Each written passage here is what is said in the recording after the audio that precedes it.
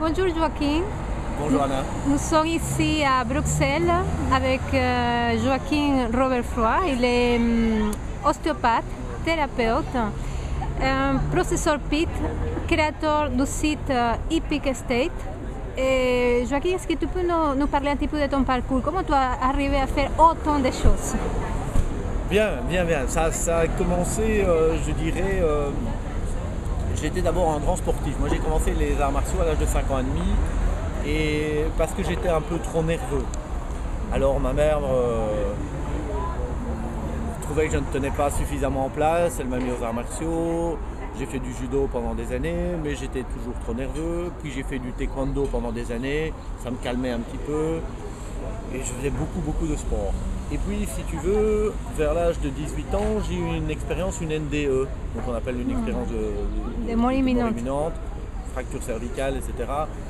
Et en fait, cette expérience, j'ai connu la sortie du corps et ça a changé complètement ma perception de la vie. Donc, à partir de là, j'ai commencé à me renseigner sur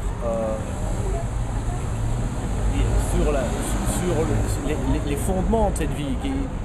Je voulais voir derrière les apparences qu'il y avait, parce que forcément les apparences avaient été trompeuses. Pendant 18 ans, je pensais qu'on était dans un monde physique et solide, et puis je m'étais retrouvé tout d'un coup dans un monde éthéré, et j'entendais, je voyais, donc j'avais toutes ces sensations malgré tout. Donc effectivement, j'ai commencé à lire énormément de livres, de philosophie, de développement personnel, etc. Et j'ai commencé des études de kiné. Non pas pour faire la kiné, mais bon, parce que il fallait que je fasse quelque chose, j'étais dans le sport. Et là, j'ai découvert l'ostéopathie avec un ostéopathe qui faisait de la somato-émotionnelle. Et donc j'ai été pris par passion, si tu veux, dans ce métier. J'ai commencé l'ostéopathie, j'ai fait mes 5 années d'études d'ostéopathie, une 6e année. Puis après avoir fait la kiné, etc.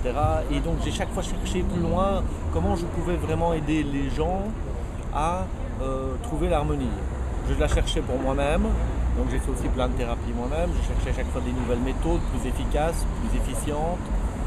Et c'est vraiment la passion qui m'a mené chaque fois, mais avec la passion et en même temps le fait d'essayer de comprendre l'interdépendance des phénomènes, l'interrelation qu'il y a entre le corps, l'émotion, l'esprit, enfin bref, un ensemble de choses. Donc voilà, j'ai un parcours de passionné et je pense que ça ne s'arrêtera pas encore ici et maintenant, mais j'ai découvert un point crucial et fondamental dans mon expérience de thérapeute avec la découverte de Zivotslavinsky et du système Pitt, qui est pour moi la grande révélation, puisque cette voie de la transcendance permet réellement de vivre à l'intérieur l'union de ces polarités, l'union de tout ce qui crée les conflits au sein de l'humain. Et pour moi, c'était une expérience bouleversante, et je pense que tu l'as expérimenté aujourd'hui. Je ne dis pas le contraire. C'est bouleversant. Donc voilà, il se passe des choses, quoi. Donc c'est ça qui m'a poussé. Aujourd'hui, je suis représentant officiel pour le système Pitt en francophonie. Et je pense que tout ce que j'ai fait se met au service de ce système et de l'envie de promouvoir, d'aider le plus possible de gens à connaître, à apprendre qu'il existe une voie, une issue qui permet la liberté rapidement. Ok, et raconte-nous, qu'est-ce que c'est la méthode PEAT, P-E-A-T en français? En quoi elle consiste? Alors, PEAT, c'est l'activation de l'énergie primordiale et la transcendance. Donc, c'est un système qui consiste à travailler sur la conscience pour dégager, si tu veux, le filtre de la dualité à travers lequel on perçoit et on conçoit le monde. Le monde extérieur, physique, externe, est fait de dualité. Il y a bien l'ombre et la lumière, il y a bien le vide ici, le plein là, il y a bien toute cette sorte de dualité, mais ça n'est pas un problème. Le problème en réalité, c'est notre dualité interne que l'on surimpose à ce monde extérieur. Et c'est ça qui va nous faire décortiquer ce monde en agréable, désagréable, bien, mal, etc. Donc on va commencer à le couper en morceaux. C'est le concept de l'ego, en fait, c'est toutes des conceptions de l'ego. cette table qui est pleine, bien, certains vont aimer le plein, d'autres vont aimer le vide. C'est uniquement en fonction de leur dualité. Certains préfèrent plus le vide, d'autres préfèrent plus le plein. C'est cette dualité intérieure qui crée en fait le problème. Mais on dit que la dualité, c'est une illusion. Oui, c'est une illusion, puisque une fois qu'on l'a transcendée, il n'y a plus de problème. Okay. Mais tant qu'on est dedans, on a beau se dire que c'est une illusion, voilà la dualité, hein, on cherche du calme et il y a du bruit. Tant qu'on a beau se dire que c'est une illusion, ça ne change rien, in fine. L'illusion, oui, on peut le savoir, mais c'est du mental, c'est pas une expérience directe. Alors qu'à partir du moment où on fait l'expérience directe de cette illusion, on n'a plus de problème avec cette illusion. Donc, si je comprends bien, par rapport à ce que tu es en train de dire, c'est que cette méthode PIT cherche à unifier cette dualité qu'il y a en nous. Voilà.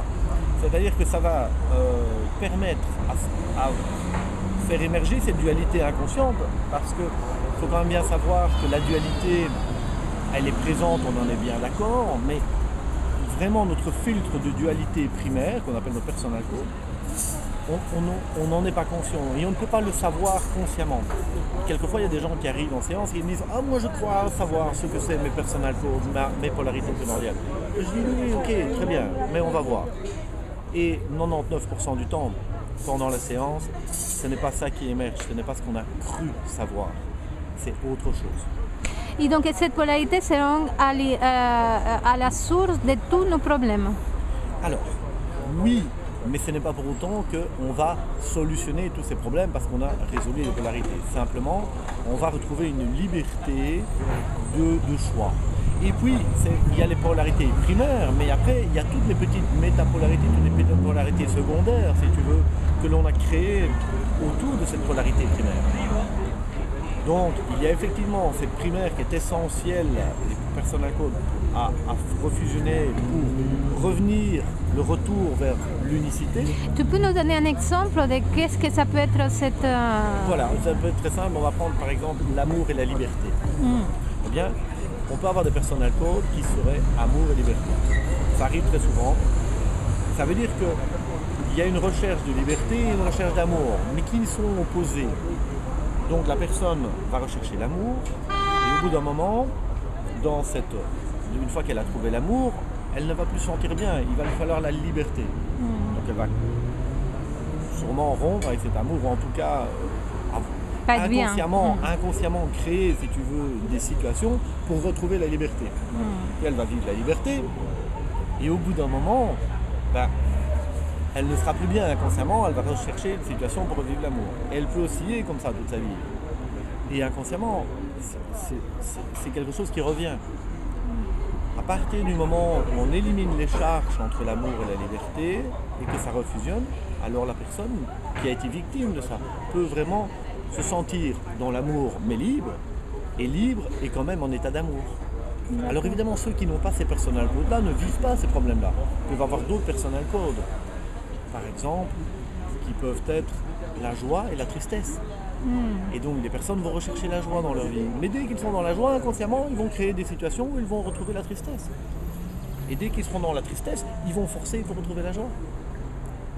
À partir du moment où la joie et la tristesse refusionnent ensemble, bien moi ce que j'ai remarqué, c'est que la joie, quand elle refusionne avec la tristesse, la joie reste de la joie, mais que ce n'est plus une joie euphorique. C'est plus une joie déconnectée, tu vois. Parce que généralement, quand tu as une personal code, joie et tristesse, tu vas rechercher la joie, mais une joie un peu déconnectée de la réalité, une joie euphorique. Puis quand c'est la tristesse, c'est vraiment la tristesse. Une fois que ça se réunifie, tu as la joie qui est pleine, mais qui n'est plus euphorique, et la tristesse n'a plus le goût de la tristesse, n'a plus la saveur de la tristesse. C'est une tristesse... C'est pas la dépression. Non, c'est une tristesse sensible, c'est juste de la sensibilité. D'accord. Et quelque part qui est agréable à éprouver. Qui ne nous fait pas souffrir en fait. Non, parce que si on n'avait plus du tout de tristesse, on serait coupé de nos sensibilités. Oui, coupé d'une partie de nos émotions. De nos émotions, voilà. C'est parce que la tristesse est séparée de la joie qu'elle est dure à vivre. Mais quand la tristesse, c'est-à-dire la sensibilité, garde toujours un peu de la joie, bien, même si un être cher disparaît, on va évidemment ressentir quelque chose. Mais c'est pas pour autant qu'on n'aura plus du tout de joie. Il y a quand même toujours de la joie de l'avoir connu, d'avoir vécu des moments ensemble, qui est là, et on n'est plus séparés de ça. Et dis-moi, ça veut dire que la joie et la tristesse sont la même chose, finalement?